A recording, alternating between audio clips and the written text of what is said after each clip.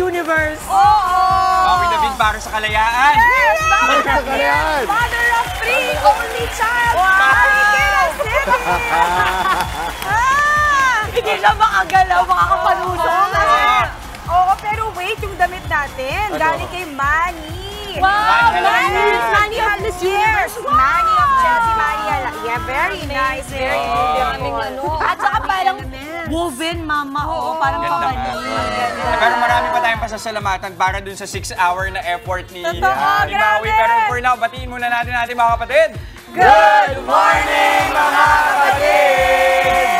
Ito po, ika-12 ng Hunyo, marhay na aga sa mga kapatid natin sa Bicol. Maupay nga aga naman sa wikang waray at marahaw na buntag sa mga taga-Surigao sa Mindanao. At ngayong araw po, isasabay na rin natin ang ating pagbati ng maligayang araw ng kalayaan or ang mas tama, maligayang araw ng kasarinlan. That is so right, Jess. Konting trivia lamang po or K-alaman. tayo this morning tungkol sa Independence Day. Ang mas tama talagang gamiting term po ay kasarinlan, na ang root word po ay sarili. It follows na kasi na kapag may kasarinlan or independence, malaya ka na rin. Tulad na lamang po ng aking morning sister na very free, ang Peg in Philippines. Oh yes! Alam mo, Mama Dims, ang atake natin dito ay proud Pinoy tulad na lang ng nanguna sa ating Independence Day noong June 12, 1898 na si Emilio Aguinaldo. At ang ating unang Pangulo. Pero heto pang trivia, Justin ha, taliwas sa mga nakikita nating lumang larawan, hindi si Aguinaldo ang nagwagayway ng ating watawat noong una nating Independence Day.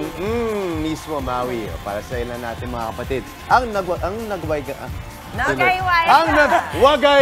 ng ating bandila noon ay ang war counselor ni Aguinaldo na si Ambrosio Rianzares Bautista. Sayang nga yung moment ni Aguinaldo eh. Yang si Bautista, siya rin yung nagbasa at sumulat ng ating Act of Proclamation. Dagdag kay Alaman din. Para sa ating mga magandang kapatid. trivia yan. Ito naman ang entry ko, ha? Ang entry ko naman sa ating Independence Day, pa trivia. Sa unang araw ng ating kasarinlan noong 1898 din, unang kinanta ang Lupang Hinirang bilang ating pangbansang awit. At ito po ay sinulat ng musikerong si Julian Felipe. Alam na ng ating mga estudyante yan. Pero ang tema, ang pagiging proud at pagmamahal natin sa ating bayan. Parang yung nagtatrending na online challenge ngayon na kumabog sa Asoka, ang Piliin Mo ang Pilipinas Challenge na ginawa ng ating very own Maui David. Kabog na kabog, palong-palong Maui. Grabe! At para pag-usapan pa ang paandar na yan, makakasama natin ngayon ang makeup artist to the stars at ang tumulong sa atin para sa pasabog na transformation ni Maui. Let's call back Nick Sariano!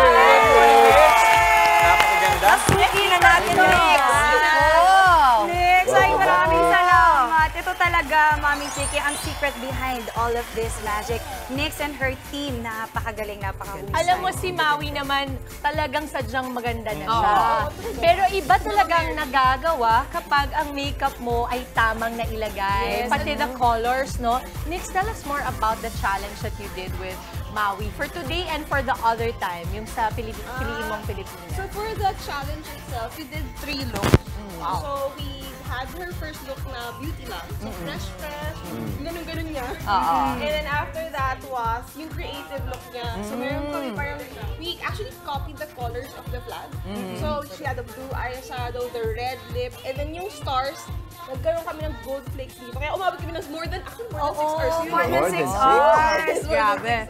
Kinaya mo yun, Maui? Oo naman, pero alam mo, I'm so grateful kasi I have Nix and of course yung team natin dito sa Good Morning Kapatid that really helped us out with it. Syempre yung cameraman din natin. So talagang even though 6 hours siya, o nakita mo 1 minute lang halos yun na, pero grabe rin pala yung ini-effort ng mga tao to do that transition para sa entry nila sa Piliin Mong Pilipinas. Kaya saludo ko sa lahat ng nagbigay ng entry, grabe, na-experience namin first hand how to do it. Pero sulit.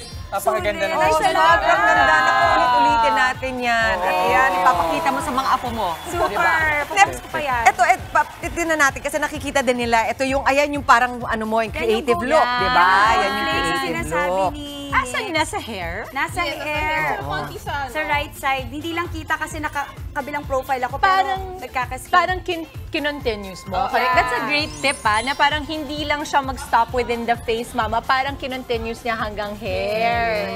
I think that also elongates, opens up the face, no? Yun ba yung tip nun, Well, Nick? for that, kasi it's more of a creative look. We Yeah. didn't want to copy the other. Ayan. Ayaw kasi namin copyhin yung mga other challenges. So gusto namin original yung sa amin. Yes. So, ang galing ni Nick. She came up with her own parang artsy look for that. So, kanya-kanyang unique atake talaga. Tsaka of course yung performance level din ni Maui. Oo naman! Anong tawag mo dyan sa kanya? Ano? Diba, yan yung very, very ganda look. Because Ganda look? I think, ano mo tawag? GGSS. GGSS. Ganda sa sarili. Hindi naman. Alam mo, kung maganda ka, wala kang Wala ka choice. choice. Uy, totoo yun because it's not actually a bad thing pag gandang-ganda ka sa sarili mo. Ako, I think it's a great thing. Dapat Yes, naman and it's talaga. your confidence. Doon mo nakikita yung confidence level. At saka, I think more than anything here, because Maui, alam ko yung challenge pagka 3 na yung anak mo, ang hirap magpaganda. Mahirap. Kasi parang ang dami-dami mong iniisip, inaasikaso, and yet, you were able to push this through. Ang ganda. Maraming Tapos, Galing salamat, mag-project. Can we talk about the transitions lang? Kinikwento ba yun? Like, may numero yun, yung pag ganun? Oo, ninonote pa namin kung kailan kami magka-cut, kailan papasok si Nick, kasi kunyari mami, with may the dots, tapos kailan ulit ka-cut ulit, continuous, tapos kailan overlap. So, ang hirap pala talaga. Saka in-erase mo lahat ng creative bago mo gawin ito. Ito yung final look, di ba? Ito rin yung final look ba? Well, what we did kasi, para hindi kami mag-cut at hindi humaba yung oras, we start with the beauty. Tapos, instead na nag-creative kami kagad, inuna namin yung last look niya. Okay, smart. Sa So, editing nyo, nadali. So, nag-switch kami, nag-switcheroo. So, nauna yung glam niya ito. Yeah. And then, bago kami nag-creative. Oo. Ito yung itong glam look, ito yung sa last din. Nakikita namin, siguro ang mapapansin din natin, I mean, si Maui maganda talaga, pero particularly, nagpa-pop yung mata mo. Parang talagang we cannot help but look into your eyes. Ano yung ginawa mo dyan para magaya nila, Nick? Well, actually, finokus talaga namin sa eyes. So, talagang dinarkin namin yung... Kasi I noticed now, usually sa pag mga tapings yung for her here in the show, laging beauty lang. So, kakaiba ka for today. So, medyo glam talaga. Glam. Beauty queen ang So, you atake. use a lot of parang mga goldie or bronzy. So, we darkened the eyeshadow at the ends just to lift up her eye. Yeah. And then we Sa had dulo. glitters in the inner part. Mami, I think soft glam ang tawag dito, no? Yes. Glam siya, pero hindi not there just yet. Parang saktong-sakto lang to make the eyes Kasi pop. Pilipinyana eh. Ang ganda. And you know, Nix and her team did the makeup for Miss Universe also. Kaya. Yeah, if you remember. So, si Nix din, sanay na sanay sa mga pang beauty queen Tama. type din na makeup. Ilang tao bang kinailangan para magawa lahat yan? Hindi, para Alam mo yung ma-appreciate pagkakasabi natin. ni Jess. Hindi, para ma-appreciate natin kung ano kadaming effort. Ayan, si Nix makakasagot niyan. So, of course, we had our hairstylist, si Ate Jess. Ayan. And then si Zona, who assisted me for makeup. And then, ang photographer namin nung last time was si Lester. Lester. And then, ang videographer natin was... Yes, was si Kuya Johnny, tama ba? Yes. Six. Anong ginagawa mo? Binibilang Bukod mo pa din kasi sa tinanong producers natin. Producer, si Kirsty, Oo. si Kat. So yan, 8. in fairness talaga, like I said, nakakabili po yung mga gumagawa nito. So, sobrang ang gaganda po ng mga entries nyo na piliin mo ang Pilipinas. So, keep them coming kasi what's also nice is, syempre yung country din natin Na nare-represent. ibibigay. Yes. Na ibibida natin. Ang galing. Galing, Sino galing. ang kumanta ng kantang ito? Angeline. Actually, dapat ang ginawa mo na, nilive mo na rin yung kanta. Ay, talaga ba? Para mas Kasi hindi kakaiba, ako makagalaw. Ay, ito na yung mic. Yes. Okay, game. Hindi ako makagalaw. Pero speaking of performance, alam nyo, grabe rin yung performance nyo this morning. Together, of course, with Barangay Folk Dance. At dyan tawagin na natin ang kanilang representative. Hello po, Ma'am. Philippine Barangay. Welcome back! Welcome back. Good morning. Dito ka man sa gitna. Welcome back, ma'am. Good morning. Good morning. Ma'am, anong espesyal na dinala natin ngayong araw na ito? I see a lot of different representations mula sa iba't ibang lugar ng ating bansa, no? Yes, kasi yung aming dance troupe naman, we promote Philippine dances, folk dances. And napakasaya po namin dahil kami nabigyan ng pagkakataon na maipakita ulit ang ating mga folk dances mula sa Cordillera, sa Muslim, Maria Clara, and dances of the mga towns, no? Yeah, so yun. And then, remind tayo, ma'am, just how rich our culture is. Kasi ayan, sa isang entablado, iba-iba yung suot nila, pero puro Pilipino yan. yes, ma'am. Diba? Para sa inyo ba, ano yung pinaka nag-stand out na sayaw na Pilipino kung saan locality man or area? Kung meron kang papipiliin. Para sa akin, yung Muslim. Muslim. Ganyan. Kasi palaging stand out talaga yung singkil, di ba? The singkil dance. Dito may singkil, halika. Mga... Kanina ko pati, ikaw. Yeah, mga Sa malong dance. Malong Gusto ko yung, dance. di ba, yung nakaganyan. Yeah, that's right. Parang nagpilates siya, no, Mami Chiki? Sa basura. Ang ganda-ganda niya. Oo, lahat sila actually napaka-contagious ng mga ngiti nila. Natutuwa talaga kami sa inyo. Maraming salamat po. Tingnan mo yung makeup din nila, parang makeup mo. Tingnan mo, nakaangat din.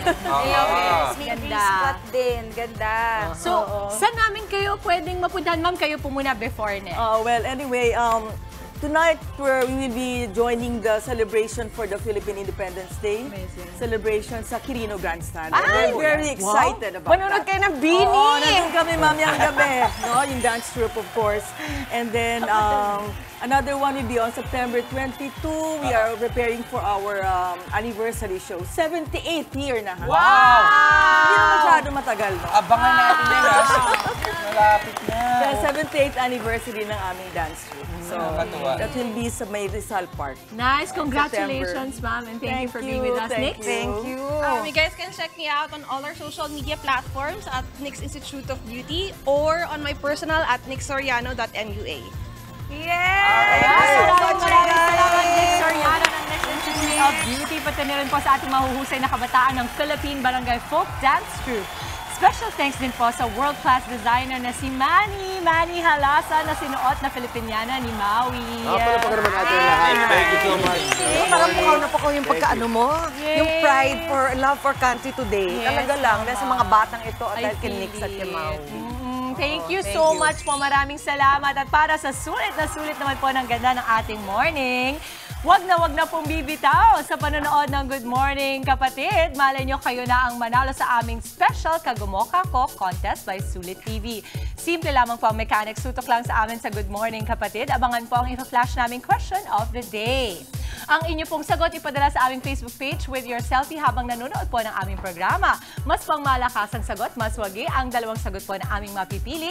Babasahin namin sa pagtatapos ng show at winner pa ng tig-isang Sulit TV powered by TV5 para sa sulit na panonood, mga kapatid. Kaya naman po, Kagumoka, go! Selfie at sagot na! Yun, abangan ng question mamaya. Tuloy-tuloy lang ang pagtutok, mga kapatid. Magbabalik ang inyong paboritong kasalo sa umaga. Good Morning, Kapatid!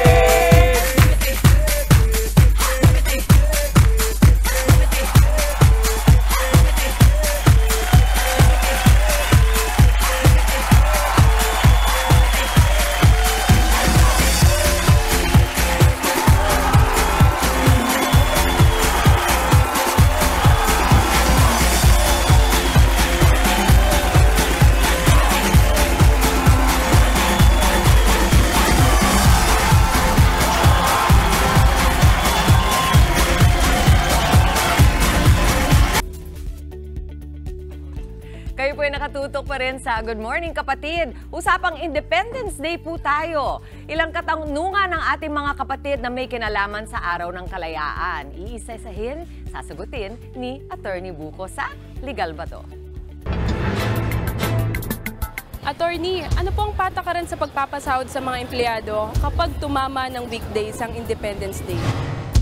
Dahil sa holiday, ang Independence Day, ang lahat ng magtatrabaho sa araw na ito ay dapat makatanggap ng holiday pay.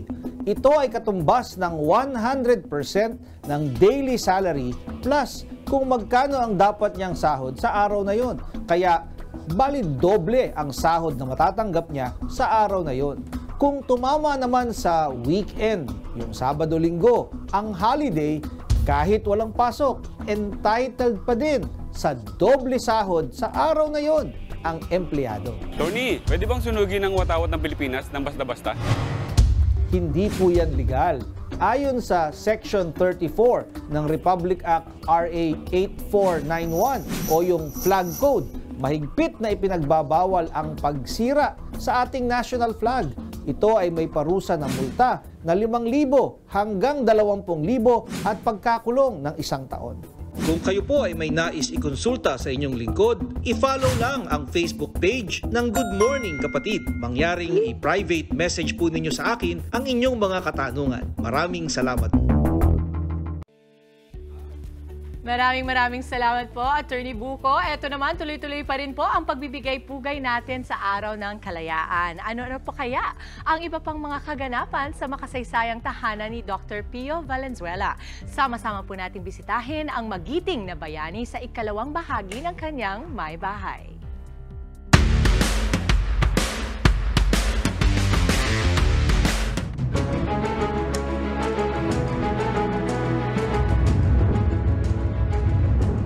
Ang disenyo ng dating bahay na ngayon ay museo ni Dr. Pio Valenzuela, ibinatay sa pananaw at alaala ni Architect Arturo Valenzuela Jr.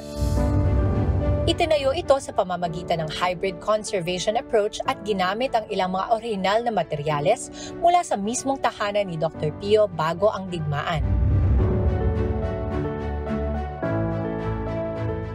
Alam mo ba, ang pinakagusto ko sa mga tahanan or mga bahay nung mga unang panahon ay ang lalawak ng mga hagdanan landing nila. Totoo yan. Itong ikalawang palapag, we tried to recreate na lifestyle museum siya. So magkakaroon tayo ng ideya, ano ba yung buhay o yung moda nung panahon na yun, nung nabuhay si Dr. Pio dito. Yung upuan na to, Ginoong King, ay original na kanila? Mga original ito, ito ay hinandog dito ni Ambassador Oscar Valenzuela, isa sa mga apo niya. Pero ang baba, no? Oo.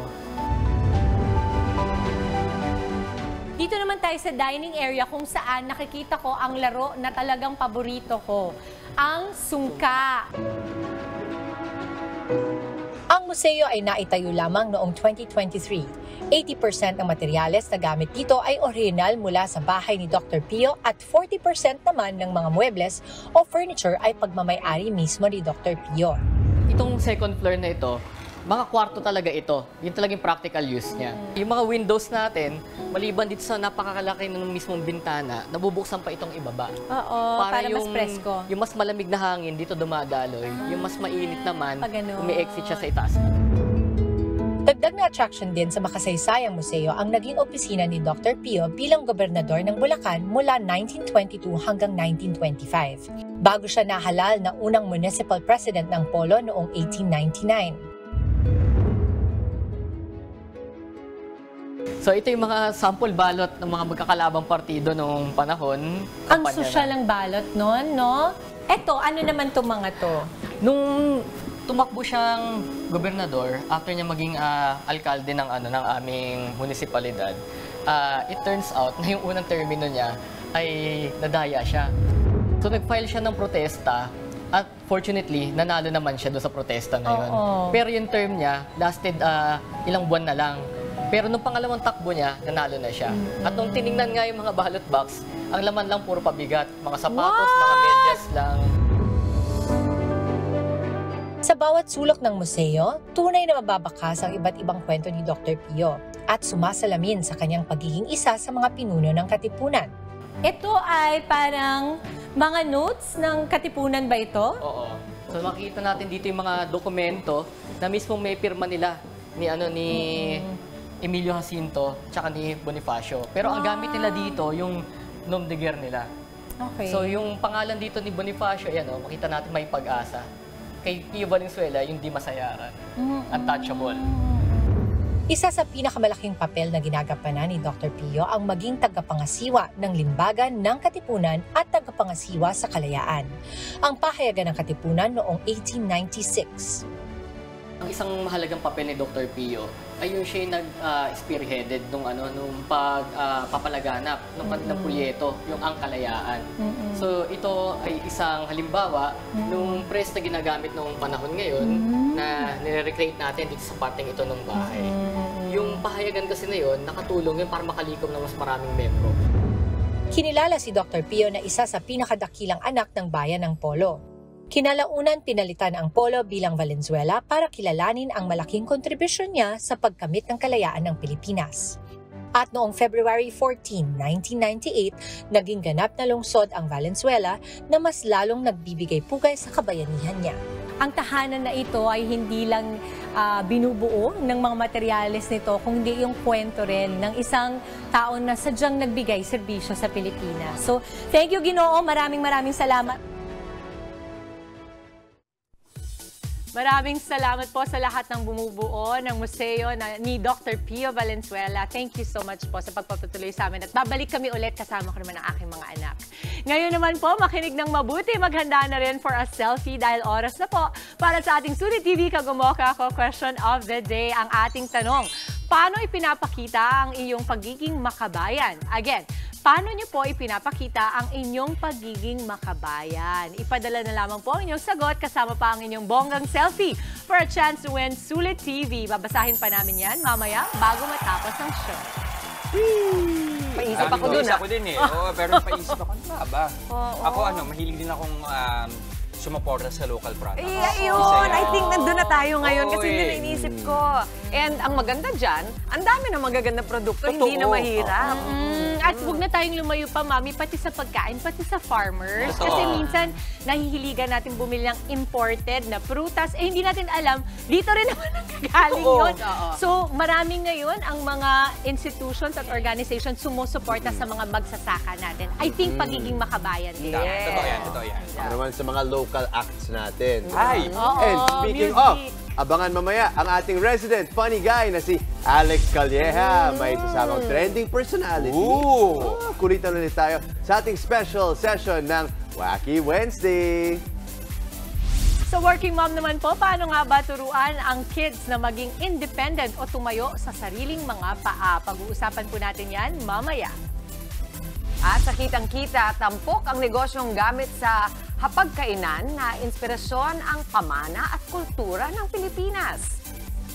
Huwag kayong aalis, magbabalik pa ang inyong fave morning kasalo ang Good Morning, Kapatid!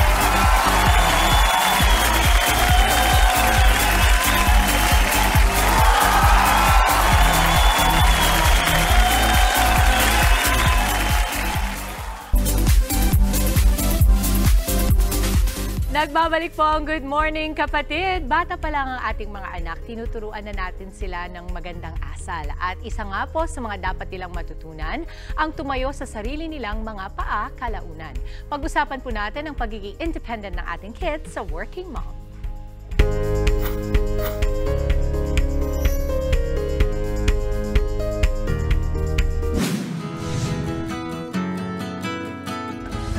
Isa sa mga pinakamahalagang bagay na maituro sa ating mga anak ang pagiging independent. Marami kasi silang kakayaning gawin kapag hindi problema sa kanila ang tumayo sa sariling mga paa. Ang nakilala kong working mom na si Kath, bagamat 3 years old pa lang ang anak, tinuturuan na raw niyang maging independent. Maraming nagtitake for granted nito sa mga anak nila kasi iniisip na bata pa yan, okay lang yan na nandito tayo palagi, tumutulong tayo. Pero ikaw, ano ba muna ang definition sa'yo ng independency pagdating sa children? For me, ang independency po is yung magkakaroon sila ng sarili nilang choice. May sarili silang desisyon. Sinisimulan daw ni Mommy Kath na turuan si Ken maging independent sa pamamagitan ng mga simpleng gawain. Nag-start po kami around 2 years old. So, tinuruan ko siya little by little na mag-pick up ng toys. Yeah. And then, sabi ko, hindi pwedeng laging may magliligpit for you. For you. Yeah. Kapag kalat mo, ikaw ligpit mo. Is it because also you're a working mom? Yes. Opo. Lalo na pag, since graveyard shift po ako. So, bago sila matulog, sila maglalaro pa yan. So, makalat talaga. Sabi ko, oh, no one will clean up for you. So, kailangan marunong ka mag-clean up ng toys mo. Yeah.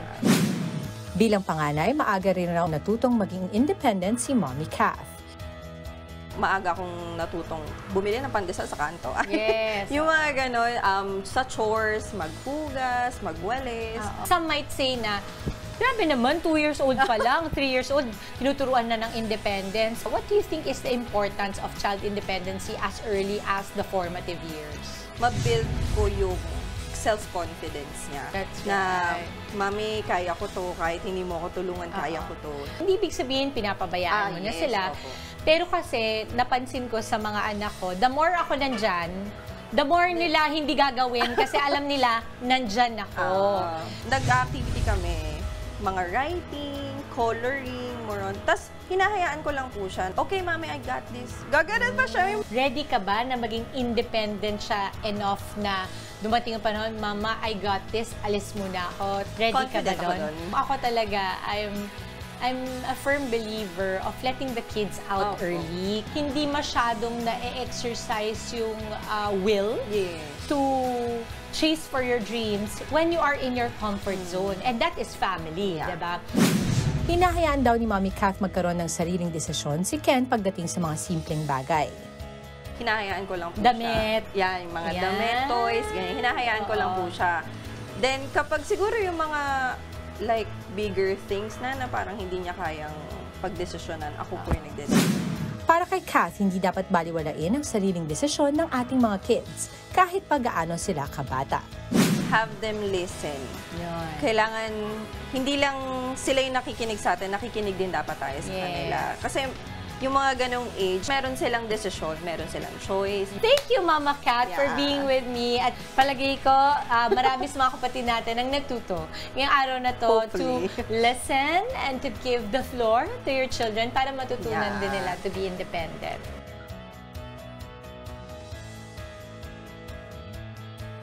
Alright, alam niyo mga guys, nung sa Frontline Pilipinas Weekend, may mga ginagawa kaming story tungkol sa kung paano mo ipapakita o pagmamalaki yung pagiging makabayan nyo. Kayo ba, bilang modernong panahon, paano nyo pinapakita yung pagka-Pilipino ninyo? Pagmamahal sa bayan? Ako kasi, yung isang trabaho ko, no, kasi influencer din ako. So I think with having that platform, what I do is, I showed the beauty of the Philippines. I try to travel more. Pinapakita ko magaganda nating mga beach, mga isla, tsaka syempre yung mga may history nating na mga buildings dito, tsaka places na rich in history as well. May history na part ikaw, Dims. Ako siguro medyo mas internal sa akin. So I always, ang prinsipyo ko sa buhay, ang pagiging makabayan, dapat na-instill habang bata pa. So ito ay trip namin lagi. Maski bata pa si Cal, we would go to the National Museum. Tapos ang tatay ko kasi postmaster siya. So pumunta kami sa Loton, sa may post office yung nasunog. Tapos pumunta kami sa Intramuros. And we would eat Filipino food. So mas maganon ako na parang bata pa lang, tinitrain na yung mga bata na, ay, dito tayo nang galing. So, ang ganda nun, it's not so much for yourself, but for the kids. Para may ipasa. Okay, sakto kasi meron tayong na-discovering negosyo. Mga gamit sa pagkainan na hango sa kultura ng ating bansa ang ginagamit nilang disenyo. Yan ang bibida nating negosyo sa Kitang-Kita. Paano mo ipinapakita ang iyong pagmamahal sa bayan? Ang negosyanteng si Michelle Fontelera, dala-dala ito sa bawat hapagkainan. Ang mga plato at dinnerware ng kanyang negosyong Casa One Manila, ibinabandera ang kultura at kwento ng Pilipinas. Hango sa salitang Espanyol na casa ng ibig sabihin ay bahay at sa pangalan ng kanyang bunsong anak na si Juanito ang pangalang Casa One. Mahigit 2 dekada nang nasa perfume business si Michelle bago niya ito simulan noong 2020. Sobrang lakas namin ng pandemic, mainly because nasa bahay lahat ng tao. So magluluto sila, magte-table setup sila sa bahay. So that was the beauty of starting during the pandemic. As a traveler, isa ang plato sa paboritong souvenir ni Michelle tuwing mangingibang bansa. Dito niya naisip na gumawa ng mga plato na may tatak Pinoy. As cliche as it may sound, I love the Philippines. And I think sa lahat ng bansang napuntahan ko, the Philippines is one of the most hospitable, if not the most hospitable and friendliest people. Ang mga hinahaing produkto ng Casa One Manila, hindi basta-basta. Ang mga disenyo, hango lang naman sa artwork ng mga local artists gaya nina Dominic Rubio, Cora Albano at Juvenal Sanso. We believe in the creativity of the Filipino. Be it in arts, yung arts na dinodrawing, or sa damit, sa kahit anong larangan. We believe in the talent of the Filipinos. So ano yung pieces na nandito sa harap natin ngayon? Ano yung special sa'yo? Number 1, eto. Bakit yan? Pinoy street food. Ano yung thought process sa halimbawa sa mga ganitong plato? Ako lang yon. So may isip ko lang, bagay siya sa coaster, tsaka sa plato, kasi meron din siyang coaster, ito. Ito lang, kaya hindi namin ginawang dinner plate. This is only a salad plate. Yes. Mainly because parang masyado na siyang colorful. Pag masyado nang magulo yung dinner plate, masyado nang busy, hindi mo na ma-appreciate yung pagkain masyado. At bilang nakakasosyal ang mga plato, nagpaturo na ako kay Michelle ng nararapat na table setup. So una, kasi mas gusto ko tong kapis gamitin. So placemat. Ito naman yung charger plate. It's really more of a decorative purpose. Ang goal ni Michelle, makarating ang kanyang mga plato sa iba't ibang kasa o bahay sa buong mundo. Our goal for Casa One is to be able to penetrate the world market, the international market, because we want everyone in the world, the universe rather, to see the beauty of our country, to appreciate our country. Sa pamamagitan ng Casa One, hangad ni Michelle na sa bawat kain, matikman at malasap ang mayamang kultura ng Pilipinas.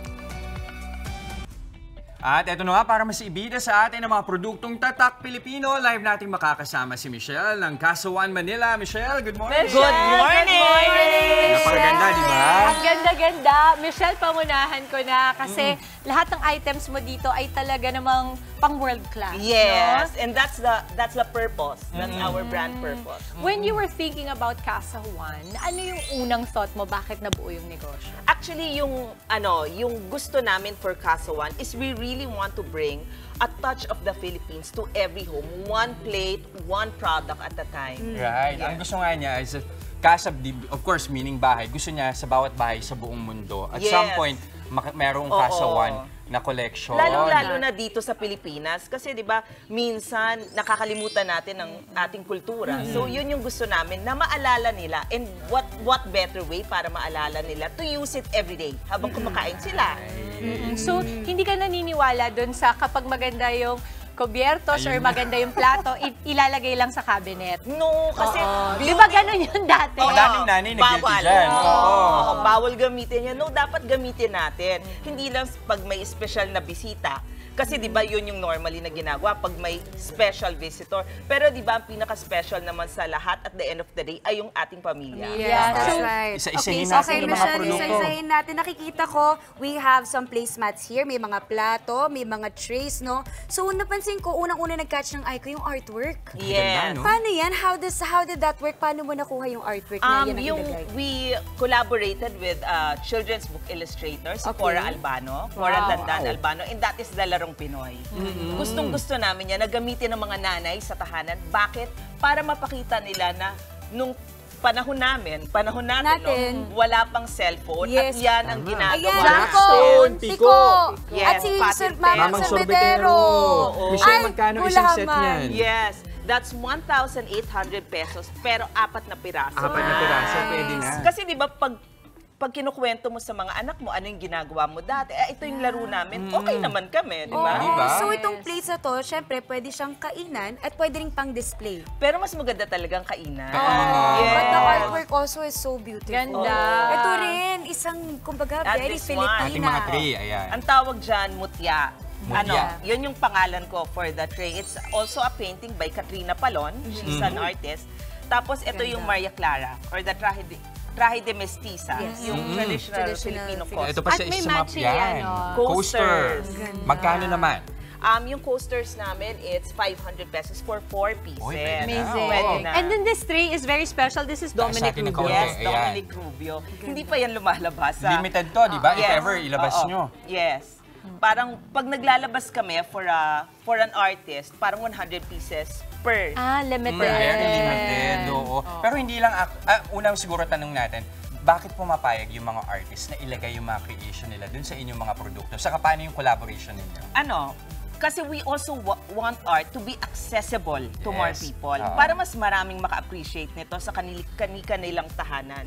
At saka gusto rin namin na mas maraming Pilipino magkaroon ng artwork nitong mga premiadong pintor na to. I love At it. saka may ito, hawak si Maui. meron din tayo mga placemats dito. Ma'am, how do you do the patterns for this? At paano siya weaving? Those are actually from Kalinga. Ang tawag dyan sa weaving pattern na yan ay lilaktob. Lilaktob. Oo. Yun ang maganda sa kanila. Hindi lang sila basta sumusuporta ng mga sikat na or mga kilala na nating artists. In fact, meron silang local artisans. Yes. No, sa mga iba't ibang community sa Pilipinas. Ganda. Itong hawak ni Maui, tingnan nyo, ang ganda rin. No? Ganda. Basta pag nawala itong Rubio mamaya. Alam na natin. Lagay sa bag. Or just look Pero at the ito. screen, no? Which one? Sorry? Oo nga! Ang one. galing! Ate raw here. From Yan Paete. naman, from Paete, Laguna. That's the Anahaw, which is the national leaf of the Philippines. So, sa Paete kasi, magagaling yung mga carvers natin doon. And the problem ngayon ay unti-unti na silang umaalis sa ibang bansa. Magka-carving sila, ice carving sa mga barko, ganyan.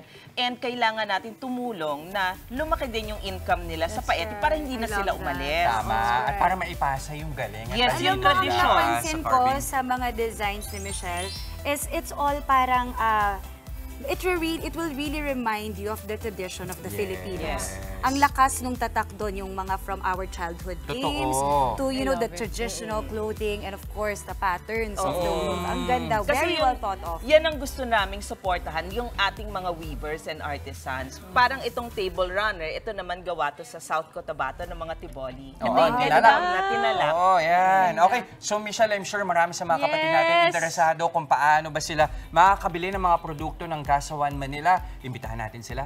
Okay. So, gusto ko kayong imbitahan na i-visit ang aming Facebook page, Casa One Manila. We also have an Instagram page, also called Casa One Manila. And we are also available in Kultura Filipino. Ayan. Maraming salamat again, Michelle of Casa One Manila. Pero ito mga kapatid, enjoy muna namin itong mga nandito sa harapan namin. For now, konting paalala po muna tayo.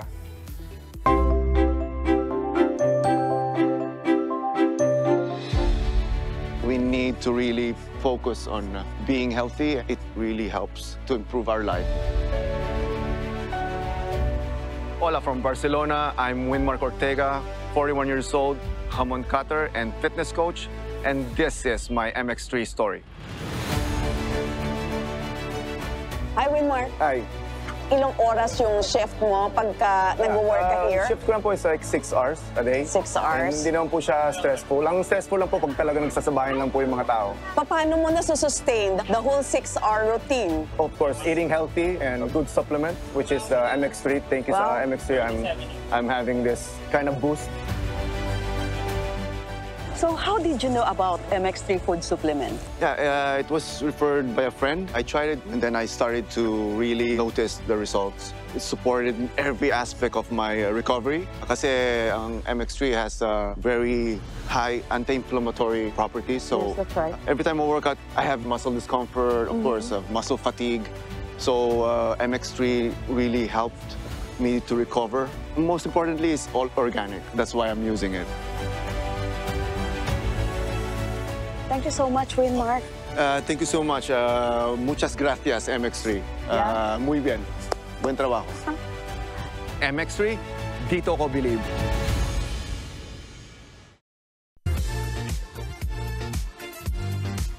Cuteness overload pa rin po tayo with our favorite morning puppy na si Bluey! And it's time para sa ibida nating artwork sa Bluey Gumoka, guhit mo kapatid! At ang ating pong Bluey fan winner for today ay si Mateo Elmo de la Cruz ng Hagonoy, Bulacan. Congratulations at hintayin lamang po ang mensahe ng aming staff para sa mga detalye kung paano ninyo makiklaim ang inyong Bluey merch.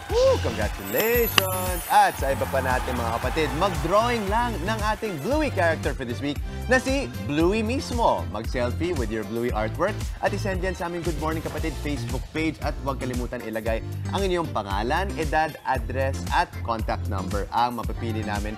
Kada araw, i-feature na rin yan. May merch pang mapapanalunan. So, mga kapatid at mga ka-Bluey, ready, get set at drawing na! Eto naman po, Bluey, no? Cute talaga Ang ni cute. Bluey. Saka sabi mo, hindi lang pambata. Ay, naku, enjoy na enjoy. talaga. Pinapanood ko talaga siya. Natatawa ako pati dun sa magulang. Nakakatawa yung tatay ni Bluey. May mga matututunan talaga tayo kay Bluey. Pero mamaya, balita muna tayo mga kapatid. Ito ang mga dapat ninyong abangan sa Frontlines sa umaga. Food and Drug Administration o FDA nagbabala sa pagkalat ngayon ng mga peking pain reliever sa merkado. MRT at LRT may alok na libreng sakay ngayong araw ng kalayaan. At sa showbiz, Can't Buy Me Love star Albi Casino. Ibinahagi na siya na isa na siyang proud daddy. Wow! Huwag na huwag po kayong alis. Magbabalik pa ang inyong paboritong morning kasalo ang Good Morning Kapatid!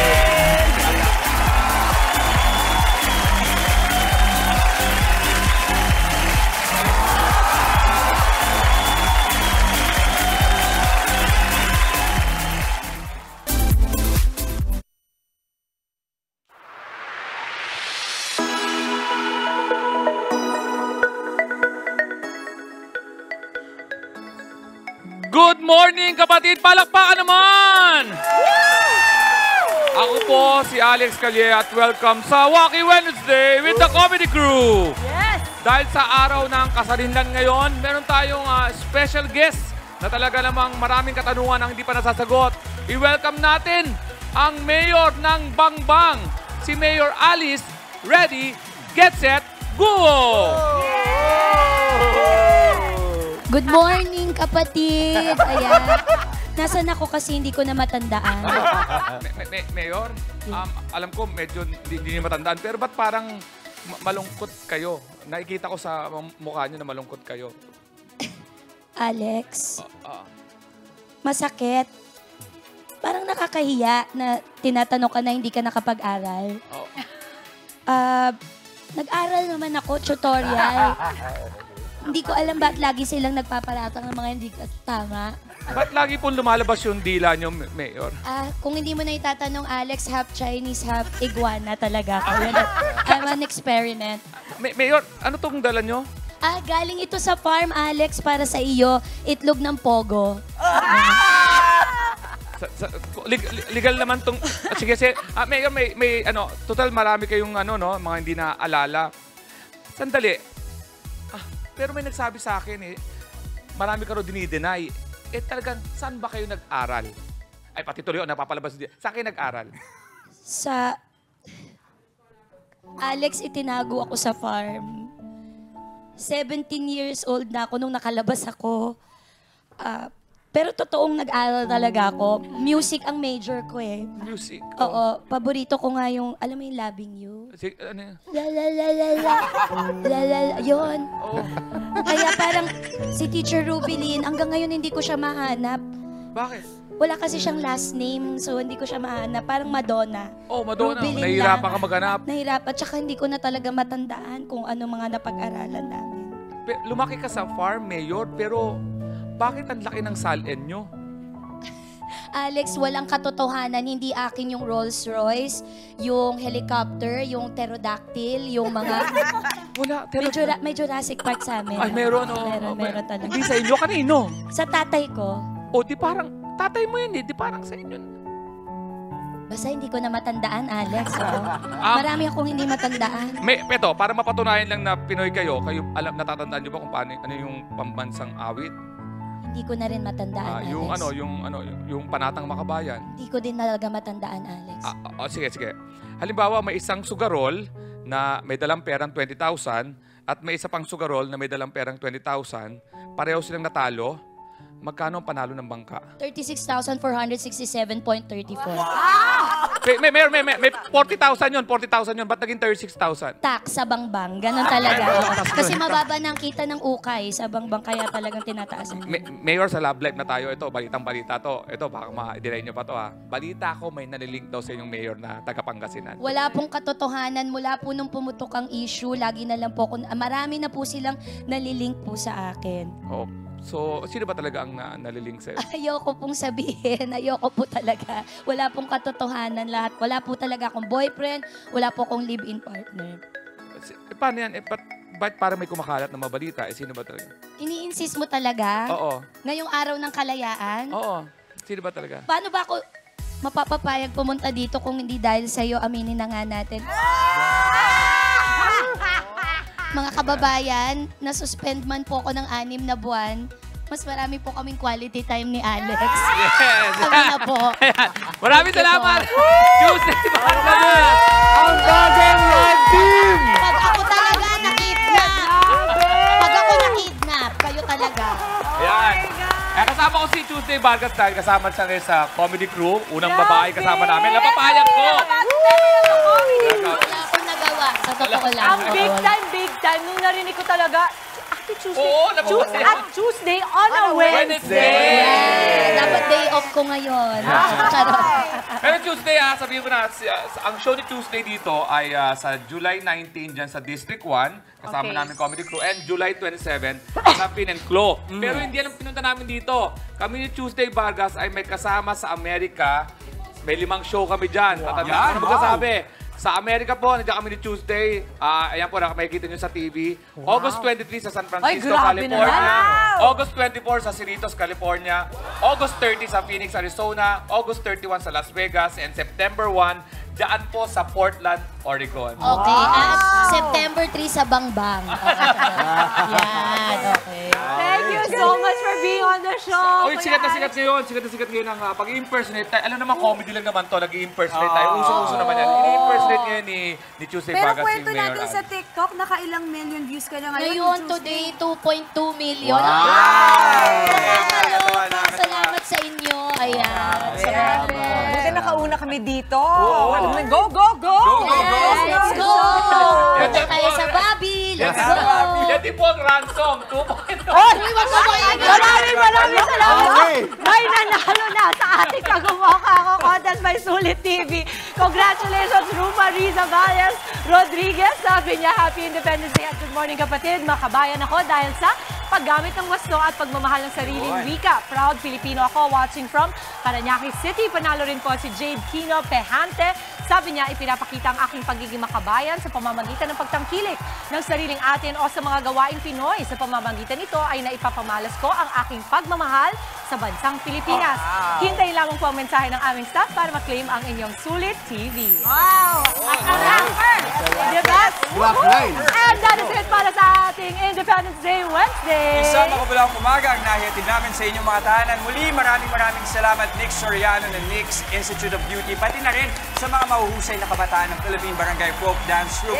Special thanks din sa world-class designer na si Manny Halasan sa sinuot na Pilipiniana ni Mau. Yes, maraming salamat po sa inyo at kita-kits pa rin po tayo bukas mga kapatid. Enjoy lang ang araw at mag-spread ng good vibes palagi. Keep smiling lang yan ang paalala ng inyong paboritong kasalo sa umaga. Good morning, kapatid! Let's go!